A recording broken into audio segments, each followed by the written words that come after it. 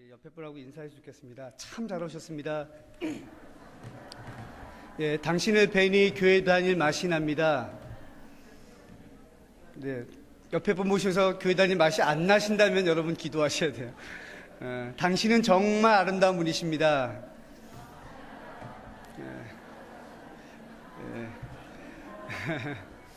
네, 감사합니다. 참 인상적인 부분 중에 하나는 성가대가 들어올 때 나올 때 우리 피아노 반주자가 반주해 주신 곡이 이제 사랑의 나눔이라는, 제가 참 떼제 공동체에서 만든 굉장히 영성 있는 찬양인데 여러분들은 잘 모르실 거예요, 그죠? 혼자 잘난 척합니다, 제가 이제 그 찬양 들으면서 그 찬양 가사가 생각났어요. 사랑의 나눔 있는 곳에, 결론은 뭐냐면 그곳이 바로 교회고 그곳이 바로 예배다라는 말씀을, 찬양을 드리는 거예요. 우리 안에 그런 기쁨과 그런 감격이 사라진다면 정말 신앙생활인데 아무런 유익이 없다라 생각해요. 흔히들 이렇게 얘기합니다. 원숭이는 나무에서 떨어져도 원숭이인데 은혜가 떨어진 성도는 그냥 사람일 뿐이다라고 얘기를 합니다. 그 말은 뭐냐면 우리에게 있어서 은혜를 받고 그 사랑 안에서 충만한 것들을 경험하고 그 감격 가운데 주님 앞에 예배드리고 그 힘을 가지고 또 한 주간 우리가 힘들지만 이민생활을 할 수 있는 그런 선순환이, 그 영적인 선순환이 계속 되어져야 되는 시발점, 그 시작점이 바로 이 예배라는 사실 여러분 기억하시고, 그런 마음으로 또 이 시간 말씀 들으시고 또 순간순간 순서마다 하나님의 역사가 있기를 소망하시기를 주님의 이름으로 축원드립니다. 오늘 나를 본받으라, 이렇게 제목을 적어 보았습니다. 여러분들 혹시 어렸을 때 롤모델을 삼아본 적 있으세요? 난 저 사람을 좀 닮고 싶다, 난 저렇게 좀 인생을 살고 싶다, 그런 마음 품은 적 있으세요? 네. 요새 애들한테 물어보면요, 넌 누구를 닮고 싶니? 그러면 뭐라고 그러는지 아세요? 여자애들은 EXID의 한이를 닮고 싶어요 라고 얘기를 하기도 하고요, 뭐 지드래곤을 닮기도 원한다고 얘기도 해요. 미국에 사는 애들한테 물어보면요, 야, 넌 누가 이렇게 마음에 드니? 뭐 심지어 저 아들한테 물어봐도 뭐 막 주크버그나 스티브 잡스 같은 그런 사람이 되고 싶어 합니다. 저는 어렸을 때 반강제, 반강요에 의해서 읽었던 책들이, 뭐 성경책은 당연한 거고요, 그리고 우인 전집을 굉장히 많이 읽었던 것 같아요. 그래서 뭐 단군부터 시작해서 세종대왕에 이르기까지 많이 읽었고, 성경의 인물들 아브라함부터 시작해서 사도 요한까지 뭐 성경 인물들 다 배우면서 읽었는데, 왜 어렸을 때 그런 말씀을 읽게 했나 생각을 해보면은 부모님들 마음에는 이렇게 애가 살기를 원한다, 이렇게 너도 잘했으면 좋겠다라는 심정으로 했을 거라고 생각이 되어요. 어떻게든 우리가 인생을 살면서 롤모델을 안 갖고 사는 사람도 없습니다. 나도 이런 사람 좀 이렇게 좀 인생을 살고 싶다, 저 사람 좀 본받고 싶다라는 생각들을 많이 합니다. 여러분들은 미국에 이민 처음 오셔서 누구를 닮고 싶었던지, 어떤 사람이 되고 싶었던지, 그것이 여러분 처음 왔을 때 생각을 해보면서 지금 20년이 지났건 30년이 지났건 그 모습으로 여러분 서 계십니까? 어떻게 보면 우리가 인생을 계속 반복적인 인생을 살다 보면서 우리가 늘상 돌이켜 봐야 되는 부분들은, 내가 처음에 가졌던 그 소망들, 내가 처음에 가졌던 꿈들, 예수 그리스도를 만났던 그 생각들, 그 감격들이 지금도 계속 반복되어지는 부분들이 있어야 된다는 거예요. 흔히 그 속된 말로 그냥 미국의 그 격언 가운데 history repeat itself라는 표현이 있어요. 역사는 계속 반복된다라는 거예요. 그래서 우리가 반복된 역사를 통해서 나의 부족한 부분들, 나의 연약한 부분들은 지금도 그런 실수를 범하지 않도록 늘 돌아보고, 내가 그런 부분들에서 더 보충하면서 한 걸음 한 걸음 더 주님 앞에 나아갈 수 있는 것, 그것이 바로 본받는 신앙생활의 온전한 모습이라는 것이죠. 오늘 말씀은 여러분 너무나 잘 아는 우리 사도 우리 바울 선생이 하신 말씀이에요. 빌립보서는 바울 선생이 하신 말씀인데, 이것을 언제 썼냐면 감옥에 잡혀 있으면서 쓴 글이에요. 근데 이 글 쓰기 바로 전에 바울 사도가 감옥에 바로 가기 전에 행했던 일들이 어디서 나오냐면 사도행전 26장에 보면은 그 내용들이 쭉 나오게 돼요. 거기서 보면은 뭐 그 땅을 다스리는 왕, 베스도 총독, 율법학자 많은 사람들 앞에서 재판을 받다가 마지막에 판결을 내리기 전에 그럼 너 스스로 한번 변론해 보라라고 얘기를 합니다. 그때 이제 사도행전 26장 쭉 보게 되면 자기가 왜 이렇게 참을 수 없이 복음을 전해야 되고 예수 그리스도를 얘기해야 되는지를 쭉 장황하게 얘기하면서 제일 마지막 29절에 그가 이렇게 얘기를 해요. 여러분 모두가 쇠사슬에 매여 있는 것 외에는 나처럼 되기 원합니다 라고 그가 그렇게 얘기해요. 그리고 나서 이제 감옥으로 간 거죠. 그리고 오늘 이 말씀을 쓰면서 뭐라고 얘기냐면 17절에 이렇게 표현해요. 형제들아 너희는 함께 나를 본받으라 라고 얘기를 하고 있어요. 앉아 계신 성도 여러분께 제가 질문을 드려요. 솔직히 말하면 바울 사도 본받고 싶으신 분 있으시면 그냥 마음으로 한번 손 들어보세요. 괜히 제가 시험 들까봐. 우리는 손 들기 힘들어요. 그렇죠? 어떻게 보면은 성경 역사 가운데 성경의 모든 인물들 가운데 예수 그리스도 믿고 나서 가장 안 된 사람이 바울이에요. 그렇죠? 그는 여러분 그는 가말리엘 문화에서 공부를 한 사람이에요. 굉장히 똑똑한 사람이었고 암으로 장차 큰 랍비가 될 수 있는 사람입니다. 그런데 어떻게 됐어요? 예수 그리스도 믿은 다음에 좀 속된 표현으로 그냥 홈레스 같이 사는 거예요. 거리를 배회하면서 복음 전하고요. 복음 전하다 돌 맞고 죽었다가 살아난 적이 몇 번 있고 매도 엄청나게 맞았고 그의 인생의 마지막에는 어디서 보냈냐면 감옥에서 보냈어요. 춥고 습하고 냄새나는. 어떻게 보면은 예수 믿고 나서도 가장 안 된 사람이 바울인데 바울이 한 얘기가 뭐냐면 너희는 나를 본받으라고 얘기를 하고 있어요. 그러면 바울이 본받은 그 본이 어떤 거예요? 우리가 읽지는 않았지만 빌립보서 2장에 보게 되면 그는 이렇게 표현해요. 2장 5절에 보면 이렇게 표현해요. 너희 안에 이 마음을 품으라 곧 그리스도 예수의 마음이니 라고 얘기해요. 그리고 그 마음이 어떤 마음이냐면 그는 근본 하나님의 본체시나 하나님과 동등됨을 취할 것을 여기지 아니하시고 오히려 자기를 비워 종의 형체를 가지사 사람과 같이 되셨고 사람의 모양으로 나타나사 자기를 낮추시고 죽기까지 복종하셨으니 곧 십자가에 죽으심이라 라고 얘기를 해요. 그 말은 뭐예요? 바울 사도가 본받으라고 얘기한 것은 그 본이라고 한 것은 예수 그리스도가 자기에게 보여줬던 예수 그리스도가 자기 삶에 영향력 미쳤던 예수 그리스도로 인해서 자기가 존재한 그 이유에 대해서 설명하고 있다는 거예요. 여러분이 만약에 여러분의 자녀들에게 야 너는 참 나를 본받기 원한다라고 얘기를 한다면 여러분의 어떤 모습을 본받기를 원하시는 거예요? 근면하게 성실하게 사는 것? 열심히 살아서 너희들 배고프지 않도록 내가 밥 먹여준 것? 너희들 입혀 살게 해준 것? 여러분 그것을 본받으라고 얘기하실 수가 있어요. 그렇지 않겠습니까? 아니요. 근데 크리스찬들, 신앙인은요 우리가 본받는 대상이 분명히 있다는 걸 기억하시기 바랍니다. 예수 그리스도, 우리가 사순절을 지나면서 예수 그리스도를 묵상하면서 예수 그리스도가 왜 십자가에 나를 위해서 피 흘려 돌아가셨는지, 왜 그 고통을 당하셨는지, 왜 그 사람이 나에게 이런 삶을 살게 하셨는지를 여러분 분별할 수 있는 영적인 자각이 있으셔야 된다는 거예요. 본이라고 하는 그 원어를 보게 되면 원어는 티포스라고 하는 그런 단어를 써요. 그 티포스라는 단어가 어떤 단어냐면 그 몸의 상처나 혹은 그 나무에다가 각을 파서 글자를 새기잖아요. 그러면 그것을 본이라고 얘기해요. 왜냐하면 그것을 따라하거나 그것을 보면서 그것을 리마인드 할 수 있도록 하는 것이 본이에요. 근데 그거를 이제 영어식으로 어떻게 번역을 했냐면 패턴이라는 제가 발음을 너무 굴렸나요? 패턴이라는 것으로 이렇게 해석을 해요. 우리가 쉽게 말하면 우리가 중학교 1학년 어렸을 때 한국에서 공부할 때 영어 ABCD 배울 때 영어 보면 점점점점점 이렇게 찍혀 있잖아요. 그래서 그것을 따라서 이렇게 하는 게 패런, 본이라고 얘기를 해요. 바울 사도가 했던 얘기는 바로 그 본을 얘기하고 있어요. 내가 십자가에 난 달리지 않았지만 내가 지금 죄인으로 쇠사슬에 묶여 있지만 너희는 나를 본받기를 원해. 내가 예수에서 만나서 그 감격 가운데 하루하루 살았던 그 기억들 그것을 본받기를 원한다라고 기록하고 있다는 거예요. 그러면서 바울 사도는 그 이야기를 계속 풀어나갑니다. 어떻게 보면은 바울 사도가 가장 마지막에 그가 남기고 싶었던 이야기는 아마도 갈라디아서 2장 20절이 아닌가 싶어요. 여러분도 너무나 잘 아시는 말씀이죠. 내가 그리스도와 함께 십자가에 못 박혔나니 그런즉 이제는 내가 산 것이 아니요 오직 내 안에 그리스도께서 사신 것이라. 이제 내가 육체 가운데 사는 것은 나를 사랑하사 나를 위하여 자기 몸을 버리신 하나님의 아들을 믿는 믿음 안에서 사는 것이다.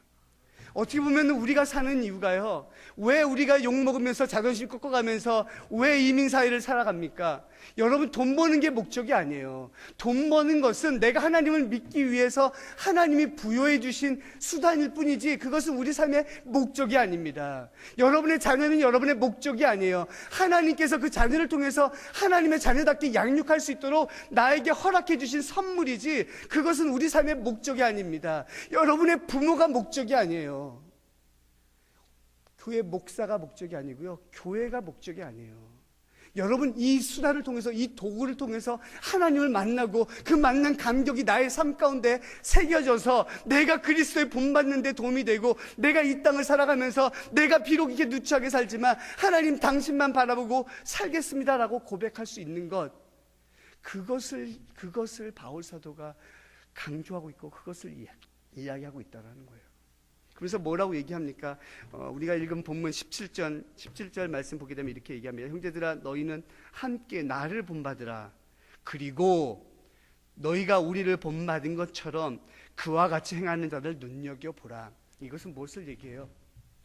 우리 안에 신앙 공동체의 모습을 이야기합니다. 제가 지난 시간에도 말씀드렸던 것 같아요. 여러분들은 목사를 통해서 하나님이 역사하시는 것을, 하나님을 바라볼 수 있는 수단을 갖습니다. 반대로 여러분이 세상에 나가면요, 세상에 믿지 않는 사람들이 여러분을 통해서 하나님을 만나는 거예요. 무엇을 얘기하냐면 이것은 우리에게 있어서 역할할 수 있는 하나님의 직무를 허락해 준 거예요. 여러분에게 억지로 전도하라고 가르친 것이 아니에요. 억지로 성령의 열매가 있는 것처럼 살라고 얘기하신 것이 아닙니다. 내가 그 감동이 있으면, 그 감배가 있으면, 그 은혜가 있으면, 그 본을 따라한 흉터가 있고 그 상처가 있고 그것을 따라했던 나의 삶의 습관이 있으면 자연스럽게 표출되라는 것을 얘기해요. 그리고 그 표출된 그 사람들과 교제해야 된다는 것을 얘기해요. 왠지 아세요? 세상은 악하기 때문에, 우는 사자같이 삼킬 자를 찾는 것이 세상이기 때문에 우리가 혼자 스스로 지키지 못하니까 함께 그 마음을, 함께 신앙을 공유할 수 있는 사람과 교제하고 함께 기도하고 애통해야 된다는 것을 얘기하고 있어요. 뉴욕 성결교회는 자랑이 참 많은 교회잖아요. 함께 모이고 사랑도 많고, 그리고 구역립에 모여서 그 안에서 끈끈한 정이 있는 그런 아름다운 교회인 걸로 저는 기억을 해요. 지금은 제가 여러분과 신앙생활 하지 않기 때문에 어떤지 모르겠지만 저는 그런 기억이 있어요. 그 감동이 있어요. 그래서 그 모임에 가면은 그래도 포근함이 있고, 함께 기도 제목을 나눠서 함께 기도할 수 있을 때 힘이 있고, 함께 손붙들고 기도할 때 그 뜨거운 정을 느낄 수가 있었어요. 내가 비록 힘들지만, 내가 비록 연약하지만, 내가 비록 상처받았지만, 어떻게 보면은 저는 뉴욕 성결교회 사랑의 빛을 많이 진 사람이에요. 왜냐하면 제가 인간적으로 가장 힘들었을 때 저를 위해서 가장 많이 기도해 준 교회이기 때문에 저는 그 은혜를 잊을 수가 없어요. 그래서 별거 아니지만 언제든지 부르면 이렇게 올 수 있는 이유가 있어요. 거절할 수도 있죠. 그렇지만 그렇지 않아요. 왜냐하면 사랑의 빛을 졌기 때문에. 저는요, 그런 놀라운 은혜가 우리 뉴욕 성결교회를 통해서, 그리고 여러분의 가정을 통해서, 여러분의 사역을 통해서 편만해지기를 주님의 이름으로 축원드립니다. 그 다음 무엇을 얘기해요? 그런 다음에 무엇을 얘기합니까? 18절에 보면 이렇게 얘기합니다. 내가 여러 번 너에게 말하거니와 이제도 눈물을 흘리며 말하노니 여러 사람들이 그리스도의 십자가의 원수로 행하느니라 얘기합니다. 이 말은 뭐냐면요, 바울 사도는 분명히 빌립보서에서 빌립보라고 하는 교회에다가 편지를 쓰면서 너희는 나를 본받기를 바란다, 내가 예수 그리스도 믿었던 그 은혜가 너희 안에 있기를 바란다 라고 얘기를 했어요. 그러면서 그 교회의 문제가 무엇인지 알았다는 거예요. 그 교회가 문제가 뭐냐면 교회는 다니지만 예수 그리스도 온전히 믿지 못하는 상태가 어떤지를 알았다라는 거예요. 함께 모여서 좋기는 좋은데 그 안에 예수 그리스도가 빠져 있는 부분들에 대해서 지적을 하고 있는 거예요. 왜 빠져 있냐면 그들이 모여 있는 그 사람들의 생각이 딴 데로 가 있다는 거예요. 어디로 가 있어요? 19절 보면 이렇게 얘기합니다. 그들의 마침은 멸망이요 그들의 씨는 배요 그 영광은 그들의 부끄러움에 있고 땅의 일을 생각하는 잔이라 라고 얘기하고 있어요. 무엇을 얘기해요? 교회 안에서 하나님 안에서 은혜를 나누는데 어떤 사람은 정말 그 은혜 가운데 충만해서 본을 따라가는 사람도 있는데 어떤 사람은 뭐냐면 그 안에 있지만 세상의 것을 쫓아간다라는 거예요.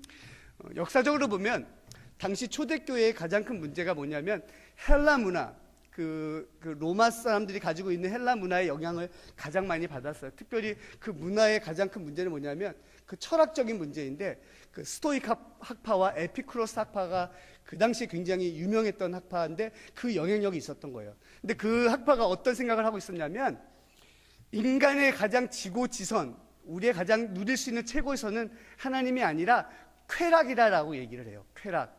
그래서 그 스토아 학파는 어떤 거냐면 우리의 영이 온전해지는 것, 그것이 바로 온전한 쾌락이라고 얘기해서 그 온전한 선을 이루기 위해서 애를 썼어요. 그리고 그러면서 내 육체는 악한 것이기 때문에 마음대로 써도 돼. 그래서 자기 마음대로 막 사는 거예요. 에피쿠로스 학파는 어떤 생각을 가졌냐면 인간이 가장 누려야 될 가장 최고의 쾌락은 육체의 쾌락이라 얘기를 해요. 그래서 먹는 것, 마시는 것, 이성을 찾는 것, 그런 거에 굉장히 유익함을 누렸어요. 여기서 이제 어떻게 보면은 그리스도인들의 이단들이 여기서 나오기 시작해요. 어떤 이단들이 나왔냐면 영지주의라고 하는 이단이 나와요. 그 영지주의가 어떤 거냐면 스토아 학파처럼 나는 그리스도 예수로 인해서 내 영이 구원을 받았어. 그러니까 나의 육체는 내 마음대로 해도 돼 라고 생각했던 이단들이에요. 그 이단들이 빌립보 교회도 굉장히 침투해서 굉장히 공격을 많이 했다는 거예요. 그러니까 난 구원받았으니까 난 구원받은 내 영이니까 내 육체는 내 마음대로 써도 돼. 그래서 누구를 만나고 난 상관이 없어. 내가 와이프를 10명을 두건 내가 애인을 10명을 두건 난 상관이 없는 사람이야 라고 이렇게 쾌락을 누렸던 그런 이단들이 있었다는 거예요. 그 당시 그런 일들이 있었어요. 그래서 이거는 이제 빌립보 교회뿐 아니라 당시 초대교회 문제들이었는데 당시 그 로마의 신들이 많았기 때문에 신들을 섬길 때에 1년에 한 번씩 카니발, 그 어떻게 보면 그 큰 축제를 열어요. 종교 행사를 열어요. 그래서 그 카니발 그 자기의 신들에게 섬길 때에 그 이단 아니면 신을 섬기니까 그 신을 섬기는 사제들이 있고 그리고 그 사제들을 섬기는 또 여자 사제들이 있었어요. 그 여자 사제들을 어떻게 표현하면 holy prostitute라고 표현했어요. 거룩한 창녀다라고 얘기를 했어요. 그래서 그 카니발에 참석한 사람들은 내가 얼마나 많은 그 여사제들에게 내 몸을 드렸는지가 나의 신앙생활이 얼마나 깊이 있는지를 표현을 했다라는 거예요. 무슨 얘기하냐면 제가 너무 장황하게 말씀드렸죠. 주일날 아침에 피곤한데. 근데 분명히 이 말씀을 알고 계셔야 돼요. 교회 안에 그런 생각을 가진 사람들이 있었다라는 거예요. 그래서 함께 모여서 예배를 드리는데 나는 이미 구원을 받은 사람이니까 나는 카니발에 가서 여사제를 만나도 나는 상관없는 사람이야. 난 그 카니발에 가서 내가 먹고 싶은 만큼 실컷 먹을 거야. 상관이 없다라고 여겼던 사람들이 있었다라는 거예요. 이것을 2016년 우리 교회로 따지면 어떻게 될까요? 교회 안에 앉아 있으면서도 세상 일에 걱정에 빠져 있다고 한다면, 교회 안에 앉아 있으면서도 내가 세상 염려가 나를 억누르고 있다면, 내가 십자가에 온전하게 집중하지 못하고 있다고 한다면, 나는 그 당시 영지주의에 빠진 그 당시 땅의 생각만 하는 사람들과 똑같은 삶이라는 거예요. 근데요, 목사인 저도요, 영적 긴장감 풀면 저도 땅의 생각을 할 수밖에 없어요. 야, 다음 달에 빌라가 되는데 막 걱정하고요. 야, 어떻게 좀 잘 키울 수 없을까 생각도 하고요. 우리는 늘상 그런 고민 가운데 있어요. 그런데 내가 하나님 앞에 집중하고 하나님의 은혜를 받아야 되는 그 시간에도 그런 걱정이 있다고 한다면 여러분 자신들을 돌이켜 보셔야 돼요. 땅에 있는 것에 대해서 내가 염려를 하고 하나님에 대해서 염려하고 있지 아니한다고 한다면 나는 분명히 잘못된 모습이라고 생각돼요. 제가 만나보지는 못했지만 제가 존경하는, 전 개인 스스로 그분의 책을 읽으면서 이분은 나의 멘토 중 한 사람이다라고 여겼던 사람이 있어요. 그분이 헨리 나우엔이라는 분이에요. 저 굉장히 개인적으로 굉장히 좋아하고 그분의 그런 글들을 가끔 설교 시간에 저도 코테이트 하기도 하는데, 그분이 그리스도인을 뭐라고 정의를 내렸냐면, 그리스도인은 the living reminder라고 표현해요. 뭐냐면 살아있으면서 예수 그리스도를 생각나게 만드는 사람. 그리스도인이라고 하면요, 여러분을 통해서 예수 그리스도를 생각나게끔 하는 삶을 살아야 된다는 거예요.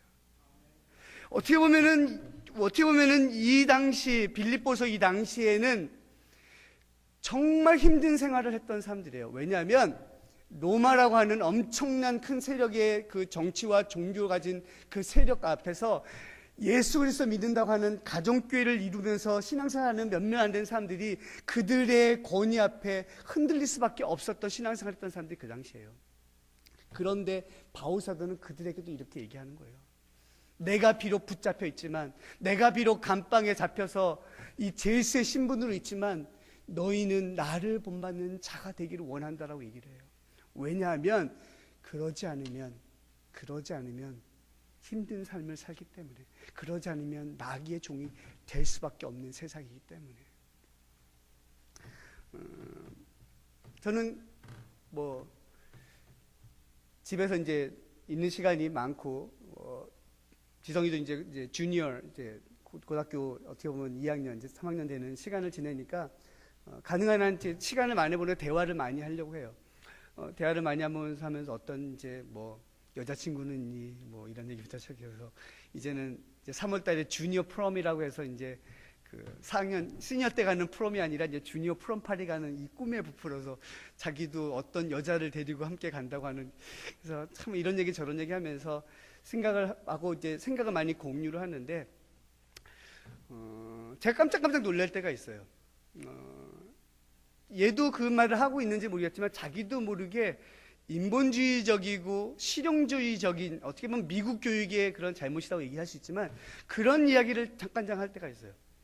예배를 드리고 하나님 앞에 시간 드리는 것에 대해서는 마음을 당연히 해야 되지만 그 외의 삶에 적용하는 데 있어서 그 적용점이 말씀의 기준 되지 않고 어떻게 보면은 그냥 세상적인 친구들이 함께 나누는 그 이야기들의 기준을 삼을 때가 많이 있다는 거예요. 참 힘든 그런 시간이에요. 왜냐하면 이제 한 1년 정도 지나면 이제 대학 가면 자기 스스로 판단을 해야 되는 시기인데 그런 부분들을 많이 좀 픽스해줘야 되겠다는 생각들 많이 해요. 왜냐하면 우리가 교회 안에 있는 이 신앙생활하는 이 공간 안에서는요, 우리가 스스로 지킬 수 있다고 생각하지만 밖으로 나가면, 한 걸음만 밖으로 나가면요, 그리스도인 신앙을 가지고 살 수가 없는 세상이라는 거예요. 오히려 내가 예수 그리스도 믿는 것 때문에 핍박받는 시기가 왔어요. 얼마 전에 그런 수가 한번 걸린 적 있었어요. 그 포틀랜드에서 그 게이 커플이 동성연애자 커플이 결혼 주례를 서달라, 결혼 수례를 하는데 이제 우리 결혼에 생일 케이크를 좀 그러니까 결혼 케이크를 만들어 달라고 했는데 그 케이크 만드는 부부가 거절을 했어요. 수가 걸렸어요. 수가 걸려서 일단은 그 가게 문을 닫아야 되게 되는 상황이 되었고, 그리고 이제 그 수가에서 이제 트라이를 하게 되는데, 감사하게도 전국 방방곡곡에서 이렇게 서포트를 해주는 사람이 있어서 그 모든 것을 이제 다 마치고 이제 새로운 비즈니스를 이제 시작하게 됐다라고 얘기하는데, 제 말씀드린 건 뭐냐면요, 세상은 지금 그렇게 되고 있다라는 거예요. 무엇이 옳은지 무엇이 그른지에 대한 판단 기준이 얼마나 많은 법이 너를 서포트하고 있는지가 판단의 기준이 되었다는 거예요. 이미 많은 주에서 그 동성연애자에 대해서 다 허락을 했어요. 그리고 목사인 저에게 커플이 와서 줄에 서 주십시오라고 얘기했을 때 제가 신앙적인 이유로 거절하게 되면 그 사람들이 저를 수루할 수가 있어요. 뉴욕, 뉴저지 살면 당연히 그럴 수 있습니다. 그런데요, 그런 법이 생기니까 또 어떤 법이 생겼냐면, 내슈빌에서 그런 법을 발의를 했어요. 뭐냐면 목사에게도 종교의 자유가 있어서 목사도 거부할 권한이 있다라는 것에 대한 법안을 해서 그것이 이제 올라갔어요. 그게 이제 테네시주하고 텍사스주, 미주리주 이제 몇 개 주에서 이제 그래서 이렇게 시작이 돼요. 제가 말씀드린 건 뭐냐면요, 세상은 벌써 그렇게 되었다라는 거예요. 내가 원하든 원치 않든 내가 발만 뻗어서 세상으로 나가게 되면 이미 세상은 예수 그리스도 믿고 살기 힘든 세상으로 만들어놨다는 거예요. 근데 여러분, 누구를 본을 받고 사시겠습니까? 여러분, 누구를 바라보며 사시겠습니까? 연약한 목사의 모습을 보고 살아가지 마십시오. 중요한 것은 내가 누구를 바라보고 있는지, 내 신앙의 중심에 십자가의 보혈을 흘려주셨던 예수 그리스도, 그것이 흔들려서는 안 된다는 거예요. 누가복음 9장 18절을 보게 되면 예수님께서 제자들을 모아놓고 마지막으로 질문을 던져요. 뭐라면 너희는 나를 누구라 하느냐라고 얘기를 합니다. 그럼 여러분 마태복음 16장 16절에도 똑같은 구절이 나오는데 주는 그리스도시요 살아계신 하나님의 아들이십니다라고 대답을 하죠. 근데 누가복음에는 베드로가 하나님의 그리스도이십니다라고 대답을 합니다. 그리고 나서 예수님이 뭐라고 얘기를 해주냐면요, 누가복음 얘기예요. 누가복음에 뭐라고 얘기하냐면 23절에 보면 누구든지 나를 따라오려거든 자기를 부인하고 날마다 제 십자가를 지고 나를 따르라 라고 얘기를 해요. 무엇을 얘기해요? 내가 그리스도를 주라고 시인하고 고백을 했다고 한다면 우리는 어떻게 해요? 자신을 부인하고 십자가를 지고 따라오라라고 얘기를 해요. 여러분이 만약에 십자가가 누굽니까? 라고 하면 여러분 그러실 거예요. 와이프들은 남편이요. 남편들에게는 와이프요. 서로 그러시던데요. 아니요. 여러분의 배우자든 여러분의 자녀는 십자가가 아니에요. 그냥 여러분이 감당해야 될 몫입니다. 십자가는 뭐냐면요, 예수 그리스도가 죄를 사기 위해서 돌아가셨던, 피 흘려주셨던 그 희생, 그 사랑을 이야기하고 있어요.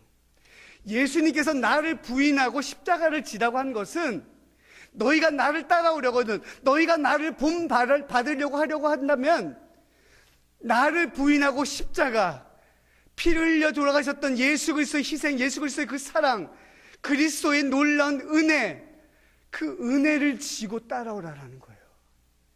이거는 쉬운 얘기가 아니에요. 여러분, 예수 믿는 거 절대로 쉬운 거 아닙니다. 예수 믿으면요, 그것에 따른 부담감이 있어요. 책임이 있고요, 어마어마한 십자가가 여러분 등 뒤에 지어져 있는 거예요. 그러면 그 등 뒤에 십자가에다 바퀴 달고 여러분 끌고 가겠습니까? 아니요, 그럴 수 없어요. 그 무거운 짐을 우리가 평생 지고 가는 거예요. 내가 10대에 예수를 믿었다면 한 80년 생애를 산다고 한다면 70년 그 십자가를 지고 살아야 되는 거고요.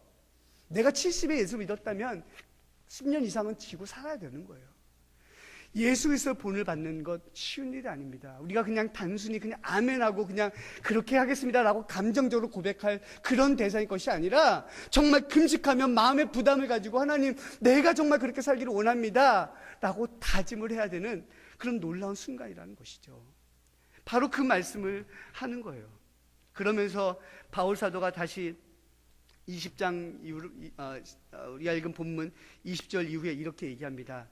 그러나 우리의 시민권은 하늘에 있는지라 거기로부터 구원받은 자 곧 주 예수 그리스도를 기다리노니 그는 만물을 자기에게 복종하게 하실 수 있는 자의 역사로 우리의 낮은 몸을 자기의 영광의 몸의 형체와 같이 변하게 하시리라라고 얘기합니다. 그래서 무엇을 얘기해요? 우리의 시민권은 땅이 아니라 하늘에 있다라고 얘기합니다. 우리의 소망이 거기에 있다고. 그래서 이 땅을 살면서 무거운 십자가를 나를 억누를지라도, 예수 그리스도를 따라가는 것이 힘들고 지칠지라도 이 나의 더러운 몸을 예수 그리스도의 그 거룩한 형체와 같이 우리를 변하게 하셔서 그 자리에 함께 하실 그 하늘의 시민권, 그 영광을 바라보기 때문에 내가 한 걸음 한 걸음 걸어가는 거라고 말씀하고 있어요. 말씀을 마무리하려고 합니다. 에스라서의 말씀 보게 되면요, 1장부터 6장까지는 성전을 건축한 이야기들이 쭉 나와요. 그런데 처음에 어떻게 되냐면 페르시아에서 그들이 포로를 잡혔을 때 한 5만 명의 약 한 5만 명의 이스라엘 백성들이 하나님의 감동을 받아서 그들이 예루살렘에 성전을 지으러 가요. 근데 성전을 지으러 갔는데 공격을 많이 하잖아요. 사마리아인이 공격하고 주변에 사람이 공격하니까 성전을 짓지 못해요. 그래서 몇 년 동안 그 성전이 멈춰 있었냐면 16년 동안 멈춰 있었어요. 16년 동안 멈춰 있는데 하나님께서 멈추지 않으셨어요. 그래서 하나님이 그들을 일깨워주기 위해서 기근을 주기도 하시고 힘들기도 하시고 소치를 얻기도 하시고 학개와 스가랴 선지자를 보내서 계속 반복적으로 말씀하게 하세요. 그래서 너희가 지금 무엇을 하고 있니? 너희가 지금 할 때가 이것이니 정신 차려서 주의 일을 감당하기로 와라. 하나님이 처음 주셨던 그 감동을 너희에게 잊지 말라라고 계속 말씀을 하세요. 16년이 지나고 나서는 그들이 비로소 발걸음을 내딛고 성전을 짓기 시작합니다. 그런데 참 놀라운 것은 짓기 시작할 때 하나님이 이미 약속을 해주신 거잖아요. 그러니까 기가 막히게 역사가 이루어져요. 형통함이 있어요. 그래서 한 4년 반, 5년 만에 성전을 완벽하게 완성을 합니다. 제가 말씀드린 건 무슨 얘기를 하냐면요, 때로는 내가 예수 그리스도 믿습니다, 하나님 그렇게 살기를 원합니다 라고 얘기했을 때 우리에겐 고난이 와요. 아픔이 오고요, 근심이 옵니다. 병이 올 수도 있고요, 때로는 예기치 못하는 괴로움을 인해서 내가 도대체 지금 뭘 하고 있는지 고민할 때도 있어요. 근데 고민으로 멈추게 되면 안 돼요. 고민을 못 치면 허송세월을 지나가게 됩니다. 하나님이 여러분에게 감동 주셨고 하나님이 여러분을 자녀로 삼아 주셨다면 그 자녀 삼아 주셨던 그 감동 여러분 잊지 마세요. 그 감동 때문에 내가 감사함으로 주님 앞에 나옵니다 라고 고백하시고, 그 감동 때문에 내가 세상 가운데 살아갑니다 라고 고백할 수 있어야 돼요. 근데 그것이 힘들죠. 지금 왜 안 힘들겠어요? 그러니까 주일날 주님 앞에 나올 때마다 기도하시는 거죠. 주님 앞에 나와서 십자가를 묵상할 때마다 예수 그리스도가 얼마나 더 큰 고난을 당했는데, 예수 그리스도만큼 뒤통수 맞은 사람이 없는데, 그분이 나를 위해서 그렇게 하셨는데 내가 그럼 어떻게 해야 될지 여러분 스스로를 돌아볼 수 있게 되는 거예요. 하늘의 시민권을 자, 하늘을 바라보는 자, 그리스도를 생각나게 하는 자, 예수 그리스도를 본받는 자, 그거는 여러분이 하나님 앞에 온전히 섰을 때에 가능하다는 사실들을 다시 한번 돌아봅니다. 아무쪼록 사랑하는 뉴욕 성결교회 성도 여러분, 여러분의 모습이 정말 예수 그리스도의 대표성을 갖고 있다는 것을 기억하세요. 그러면서 예수님, 내가 주님을 본받는 자가 되길 원합니다. 내가 주님을 본받고 예수 그리스도 향기를 바라기 원합니다. 저희가 힘 주세요. 저에게 성령의 능력 주세요. 감당할 넉넉한 은혜 주세요. 그래서 제가 살아갑니다 라고 고백하시며 간증하시는 축복된 백성들 되시기를 주님의 이름으로 축원드립니다. 기도하시겠습니다. 하나님 감사합니다. 부족한 종 또 단위에 서서 주의 말씀을 증거했습니다. 종이 부족하여 잘못 증거하고 있다면 용서해 주시고, 한 말씀이라도 우리의 심령 가운데 떨어진 것이 있다면 그 말씀 우리의 심령에 심게 하여 주시옵소서. 세상은 우리를 가만히 두지 않습니다. 예수 그리스도 믿지 못하도록 괴롭히고 공격합니다. 그럴 때 우리가 무엇을 바라보겠습니까? 바울 사도가 고백했던 것처럼 나를 본받으라, 즉 그 안에 있었던 예수 그리스도를 본받기를 우리가 소망하게 해주시고, 그 예수 그리스도를 본받아 세상을 넉넉히 이기는 저희가 되게 하여 주시옵소서. 감사드리며 예수 그리스도의 이름으로 기도드립니다. 아멘.